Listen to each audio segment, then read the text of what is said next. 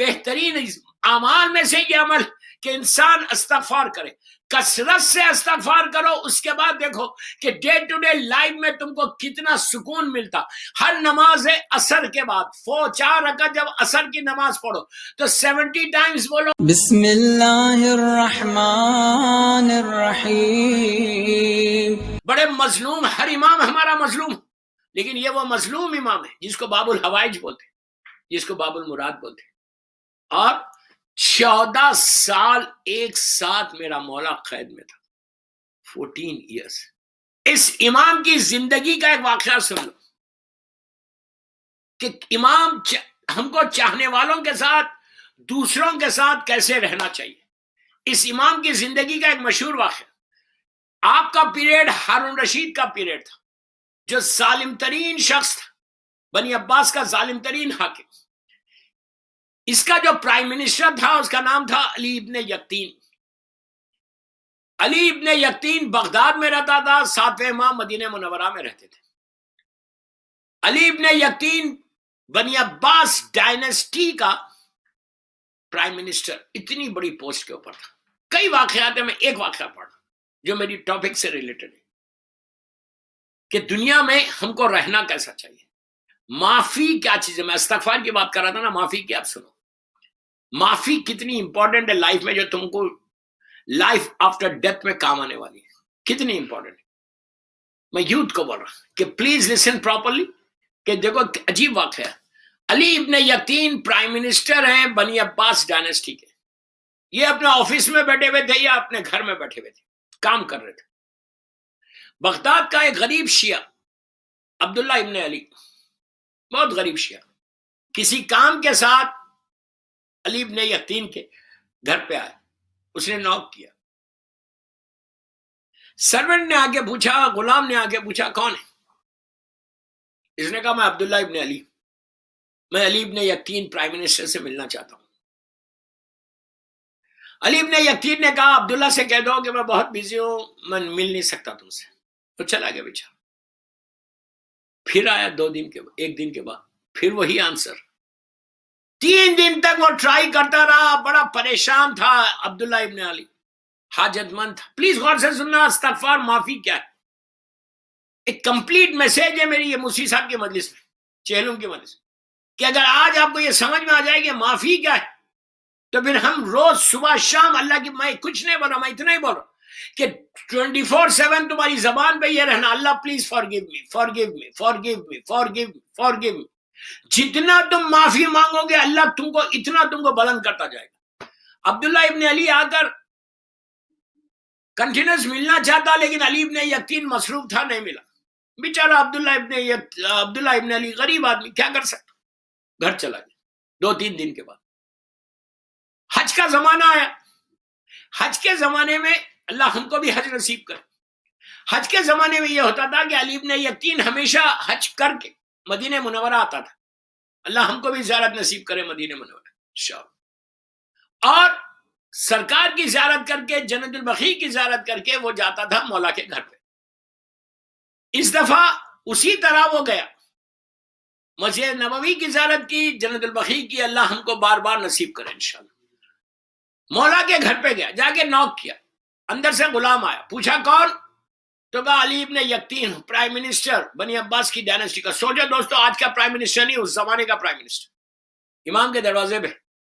امام نے غلام سے کہا علی ابن یقطین سے کہو کہ میں بہت بیزی ہوں، میں بعد میں ملوں گا. علی ابن یقطین چلا گیا. پھر گھنٹہ 2 گھنٹے 3 گھنٹے 4 گھنٹے کے بعد آیا. پھر وہی جواب کہ I'm very busy، میں بعد میں ملوں گا. علی ابن یقطین وہ شاک کہ یار آج کیا ہو گیا، مولا مجھ سے مل رہے نہیں. تیسری دفعہ آیا، تیسری دفعہ بھی امام نے وہی جواب دیا. اب علی ابن یقطین سمجھ گیا کہ کوئی بات، ورنہ امام کبھی ایسا نہیں کرتے کہ 3 دفعہ آیا اور 3 دفعہ بھی امام نے ملنے سے انکار کر دیا. اب اس نے کہا کہ میں یہاں سے جاؤں گا نہیں، دروازے پہ بیٹھ گیا. دوستو آپ امیجن کرو، علی ابن یقطین کو معمولی آدمی نہیں ہے، پرائم منسٹر ہے، آج کا نہیں، اس زمانے کا پرائم منسٹر. اتنی دولت، اتنا گھر، اتنا اسٹیٹس. آج تھوڑا سا اسٹیٹس آ جائے تو مذہب کو بھول جاتے. تھوڑا سا اسٹیٹس آ جائے تو ہم ان کے اوپر اعتراض کرتے. علی ابن یقین اتنی بڑی پرسنالٹی، پرائم منسٹر، 3 دفعہ امام نے ملنے سے انکار کیا، وہ امام کے دروازے سے گیا نہیں. اگر آج کا شیعہ ہوتا بولتا میں تو مولا آیا تھا آپ کے بعد آپ نہیں ملے میں چلا گیا. آپ سوچو کتنا ڈیفرنس ہے آج کے شیعہ میں اس وقت کے. اتنا بڑا آدمی بیٹھ گیا دروازے. تھوڑی دیر کے بعد مولا نے اس کو بلایا، اس نے ہاتھوں کو جوڑ کے رونے لگا. روتا ہوا کہا مولا مجھ سے غلطی کیا ہوئی؟ امام نے کہا کہ غلطی نہیں، تو یہ بتا تیرے دروازے پہ ایک غریب شیعہ ہمارا آیا تھا. پلیز غور سے سنو. ایک غریب شیعہ، دیکھو امام اپنے شیعوں کا خیال کیسے رکھتے، اپنے چاہنے والوں کا خیال کیسے رکھتے. جیسے 7ویں امام نے اس وقت کیا، آج کے دور کا امام زمانہ بھی ہمارا ایسی خیال رکھتا ہے. ہاتھوں کو جوڑ کے کہا مولا مجھ سے غلطی کیا ہوئی، آپ میرے ملنے سے انکار کیا. امام نے کہا علی ابن یقین تیرے دروازے پہ غریب میرا چاہنے والا آیا تھا عبداللہ ابن علی، تو نے ملنے سے انکار کر دیا. اب یہ رونے لگا. کہا وہ غریب ایک امید لے کر آیا تھا تیرے پاس، تو تیرا پوزیشن ہے، تیرا سٹیٹس، وہ تیرے پاس کچھ کام سے آیا تھا، کچھ مدد مانگ رہا تھا، اور تو نے اپنے گھر سے بڑھا دیا اس کو. کئی پیغامات ہیں اس میں کہ اگر تمہارے دروازے پہ کوئی آئے تو اس کو واپس مت کرو. اگر ہم نے واپس کر دیا تو یہ یاد رکھو ہم بھی اللہ کے دروازے پہ جاتے ہیں، ہم بھی جا کے اللہ کی بارگاہ میں مانگتے ہیں کہ اللہ please give me something. تو اگر اللہ ہم کو واپس کر دے تو ہمیشہ کوشش کرو جو گڈ ڈیڈز ہے تمہارے، جو مرنے کے بعد کام آنے والی نیکیاں، وہ یہی ہے.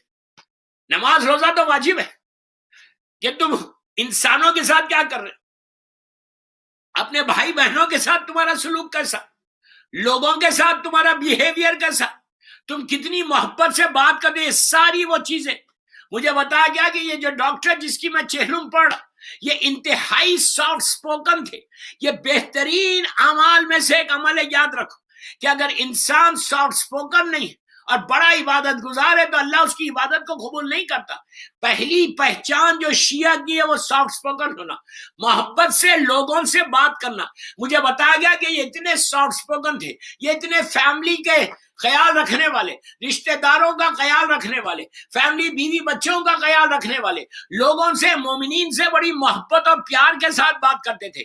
اتنا بڑا سٹیٹس ہے، لندن میں ڈاکٹر ہے، لیکن اس کے باوجود اتنا محبت اور پیار کے ساتھ مومنین سے بات کرنا. دوستو یہی وہ چیز ہے جو آج ان کو مرنے کے بعد کام آنے والی ہے. مرنے کے بعد ان کا وہ گھر، ان کا وہ پیسہ، ان کی وہ دولت، سب چیزیں لندن میں رہ گئی زمین کے اوپر. اب وہ کیری کیا کرے اپنے ساتھ؟ وہ محبت اہل بیت، پہلی چیز محبت اہل بیت کو کیری کیا. دوسری چیز جو واجبات پہ انہوں نے عمل کیا وہ کیری کیا. تیسری چیز جو مومنین کے ساتھ ان کا سلوک اچھا تھا وہ کیا. جو فیملی ممبر کے فیملی کا خیال رکھتے تھے وہ کیری کیا. جو رشتہ داروں کا خیال رکھتے تھے وہ ان کو نیچے کام آئے.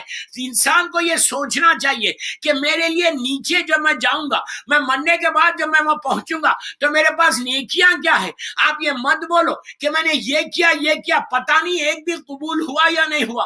آلویز ٹرائی یہ کرو کہ پروردگار جو مجھ سے عمل ہو، پروردگار جو کچھ میں نے کیا ہے وہ میں نے صرف تیرے لیے، نیت یہ ہونی چاہیے کہ میں جو کچھ عمل کر رہا میں وہ پروردگار کے لیے کر رہا، اللہ کے لیے کر رہا. جب تم اللہ کے لیے یا معصومین کے لیے کوئی عمل کرتے ہو، اسلام کو فالو کرنا وہ سب سے بڑی چیز ہے. تو بہرحال دوستو، علی ابن یقین نے ہاتھوں کو جوڑ کے کہا مولا مجھے نہیں معلوم تھا اور علی ابن یقین صحیح معنی میں بزی تھا. کہا مولا مجھے معاف کر دو. امام نے کہا نہیں ایسے نہیں، تو جا کے عبداللہ سے معافی مانگ. کتنی بڑی بات ہے، یہ پرائم منسٹر ہے اور وہ بغداد کا ایک غریب آدمی. امام کیا کہہ رہے؟ جاؤ اس سے معافی مانگ، جسٹ سے سوری ٹو ہم. آپ دیکھ لیا آپ نے سوری کتنی امپورٹنٹ چیز ہے لائف میں. اس نے کہا مولا، اب پلیز غور سے سنو، اس نے کہا مولا میں تو مدینہ منورہ میں، وہ تو بغداد میں رہتا ہے. لیکن علی ابن یقین سنسیئر تھا تو امام نے انتظام کیا. امام نے کہا جنت البقیع جا، وہاں پہ تجھے گھوڑا ملے گا، سواری پہ سوار ہو جا اور وہ تجھے لے کے جائے گا با اجاز. گیا، جنت البقیع پہنچا، گھوڑا دیکھا، سواری دیکھی، اس پہ بیٹھ گیا. چند لمحوں میں وہ بغداد پہنچا. عبداللہ، پلیز غور سے سنو، رات کا وقت ہے. عبداللہ ابن علی بغداد کا غریب شیعہ، اس کے دروازے پہ جا کے اس نے ناک کیا. اندر سے عبداللہ کی آواز آئی، کون ہے اتنی رات کو؟ تو علی ابن یقطین نے کہا میں علی ابن یقطین ہوں۔ اس نے عبداللہ کو یقین نہیں آیا، he couldn't believe۔ اس نے کہا کون علی ابن یقطین؟ تو کہا میں پرائم منسٹر۔ اس نے کہا تم پرائم منسٹر میرے گھر کو آیا، مجھ غریب کے گھر پہ؟ تم پرائم منسٹر، تم میرے گھر پہ کیوں آئے؟ تو علی ابن یقطین نے کہا عبداللہ دروازہ کھولو، پلیز اوپن دا ڈور۔ اس نے دروازہ کھولا۔ عبداللہ نے جیسے ہی پرائم منسٹر کو دیکھا he couldn't believe۔ کہا آپ ہاتھوں کو جوڑ کے کہنے لگا آپ میرے گھر آ گئے؟ تو کہا عبداللہ کے جو پیر تھے نا، پیر اس پہ اپنے سر کو رکھ کے کہا عبداللہ پلیز forgive me۔ معافی سے بات شروع ہوئی تھی کہ معافی کتنی امپورٹنٹ چیز ہے نیچے مرنے کے بعد۔ ایک صلوات پڑھ لے محمد وآل محمد پر۔ اس نے کہا پیروں پہ سر رکھ دیا۔ کیوں رکھا؟ پرائم منسٹر اتنا بڑا سٹیٹس، آج اگر میرا سٹیٹس ہو میں کسی غریب کے گھر جاتا ہوں، میں کسی غریب کی مدد کرنے سے پہلے سوچتا ہوں۔ اس نے کہا عبداللہ نے کہا پیچھے ہٹ گیا۔ اس نے کہا نہیں علی عبداللہ تو مجھے معاف کر دے، اگر تو مجھے معاف نہیں کرے گا تو میرا امام مجھے معاف نہیں کرے گا۔ دوستو کتنا خیال ہے کہ امام راضیوں میں یہی کہہ رہا ہے ڈاکٹر کی مجلس میں کہ پہلی چیز یہ چیک کرو کہ تمہارا امام تم سے راضی ہو رہا۔ اگر کوئی غریب کو میں نے ہرٹ کیا ہے، کوئی غریب رشتہ دار سے میں بات نہیں کر رہا، کسی غریب رشتہ دار کو میں نے تکلیف دی، میں کبھی بولتا ہوں سوری، کبھی بول سکتا میرا سٹیٹس ہے لندن میں، میرے لندن میں میرا ایک پوزیشن ہے، آئی ایم اے ملینر، میں کیوں بات کروں کسی سے؟ Who cares؟ اللہ راضی ہوتا نہیں ہوتا، امام راضی ہوتے نہیں ہوتے، میں تو بڑا ہوں نا۔ دوستو یہ کب تک رہے گا؟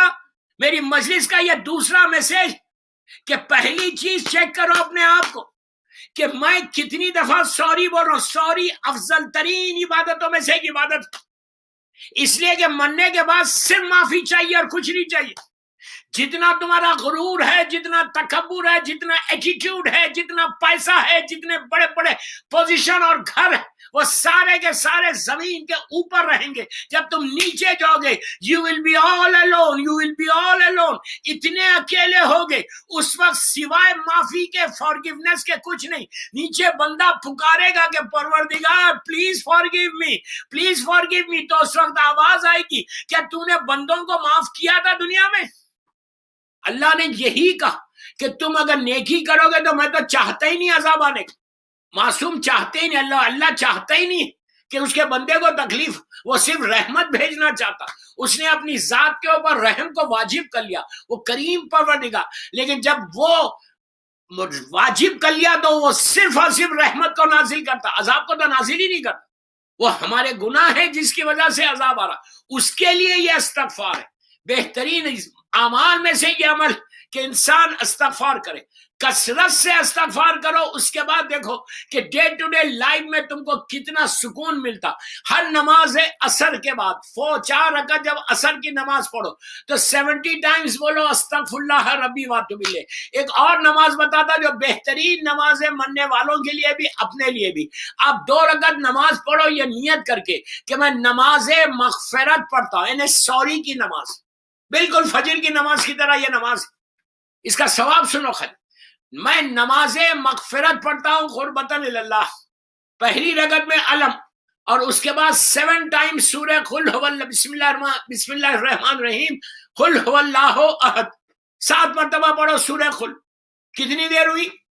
ہارڈلی 2-3 منٹس، 5 منٹ کی نماز۔ پہلی رکعت میں بھی علم 7 مرتبہ سورہ قل، اور دوسری رکعت میں بھی ایک علم اور 7 مرتبہ سورہ قل۔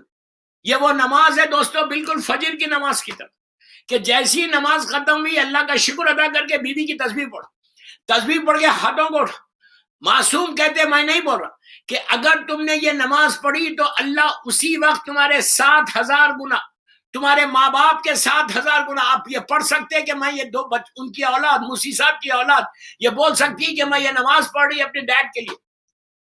7 مرتبہ سورہ قل کے ساتھ اگر 2 رکعت کوئی نماز پڑھے 7,000 گنا 7,000.